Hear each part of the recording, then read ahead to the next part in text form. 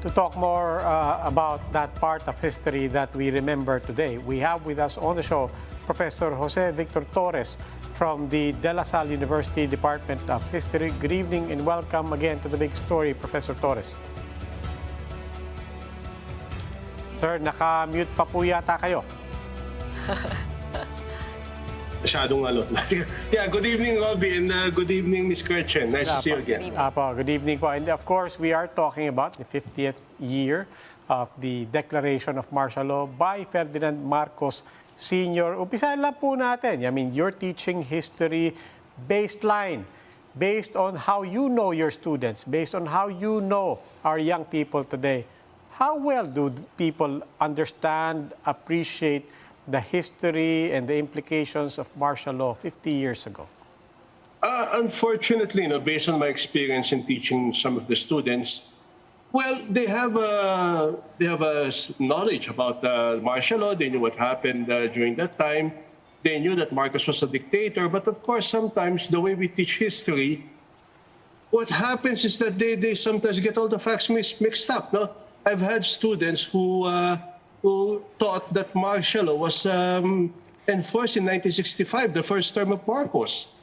And I think I can blame the way history has always been taught to us. No? Everything is memorized, but not everything is analyzed. But beyond the dates, I mean, what are the fundamental things when we talk about values, principles, and implications to how we live life today and the values that we have for democracy and human rights? What about in those terms? Martial law actually was a dark period for us. We know that in our history. And of course, we always consider 1986 as the return to democracy. All of a sudden, after 1986, we got freedom of the press back. And of course, the freedom of the media, the freedom of expression was always there. But then again, what happened after that was that we got too overjoyed with the return of the democratic principles that we forgot to teach the next generations about martial law.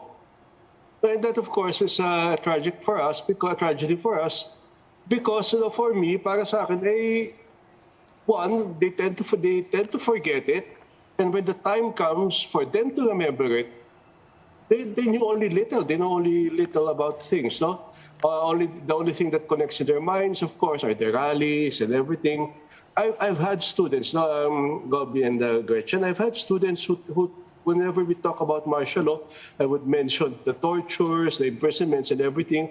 I've had one student ask me before, Sir, hindi ba nangyayari din yan ngayon? that of course bothered me because I was now going to ask, ano yung pagkukulang? Well, I mean, what do I lack in teaching martial law now to these children, to the generation of today? So, ano pa rin yung values pa rin talaga. As you said, the values are still lacking in appreciating the history behind martial law.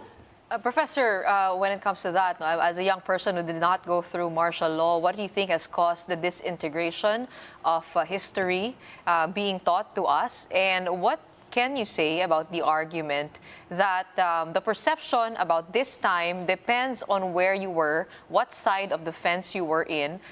For other regions, they benefited from martial law. That's what yun po yung kwento. For other people, sinasabi po nila, pagka hindi ka naman nanggulo, pag nanggulo ka, yun, hindi ka magiging masaya tungkol dito sa panahon na ito. And how can we now have a strong grasp of a collective history, given that history is based on where you were at that time? Yeah, I'll tell you this. I was 5 years old when martial law was declared. Okay, and I'm not that old, no. But of course, what basically happened was the awareness came slowly. I only learned about the torture of political prisoners when I was already in high school. Till I realized it was at that point that there was something wrong going on with the martial law. My parents were government employees, and they benefited, of course, from martial law. And I've heard, of course, the appreciation of Marcos. Marcos was always on TV and everything during after the national anthem in school. We would sing the Bagong Lipunan hymn. We were brainwashed. That's what I can say about that. No? But as we slowly became open to the realities of martial law, doon na nagsimula yung pagkilos. No, I have to admit, I'm a latecomer with regards to the openness in remembering and determining the truth of martial law. But with this openness now, would come the mission of how we are going to make the next generation aware of what really happened in martial law, especially with the technology that keeps coming out, the false disinformation, of course, and all of these things. No, if you just let me state something. No, the reason why I think Senator Juan Ponce Enrile wanted to have revert back to the 1935 Constitution, it's not probably because of the imminent danger. Because in the 1935 Constitution, there was no way to remove martial law except through the President. The President declares martial law, it is only the President who can remove martial law. And that became the fact.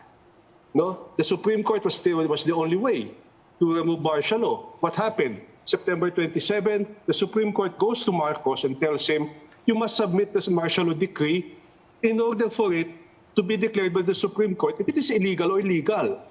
Ano silagot ni Marcos? Ganito na lang, I will declare a revolutionary government, I will abolish the Supreme Court.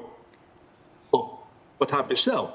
He practically terrorized the Supreme Court in being amenable to martial law. That was the kind of leadership before.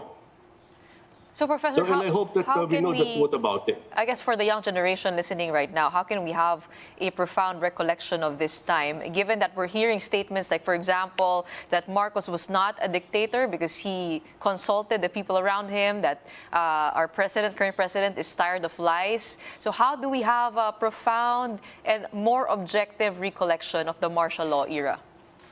We have to understand first the story of what led to martial law. Because until today, I'm still amazed how much people are practically like the former President Marcos. Okay, so I have to ask some people and some historians, ano yung nangyari at nagustuhan ng mga tao si Marcos, at hanggang ngayon, pag sinabi mong Ferdinand Marcos, ay umunlad ang bayan and everything, so on and so forth. It's troubling, no? So I've always pushed for a lesson to trace what happened before, during, and after the declaration of martial law. Bakit lumalabas ang sangkatutak na disinformation? No? Martial law made the Philippines conducive for business. Tumahimik nawala yung gulo and so there were foreign investments. But this only lasted for 3 years. From 1972 to 1975, gumanda ang ekonomiya, yun ang sinasabi nila, di ba, golden years. Pero after 1975, the cracks of martial law were beginning to show. Of course, the number one problem was crony capitalism.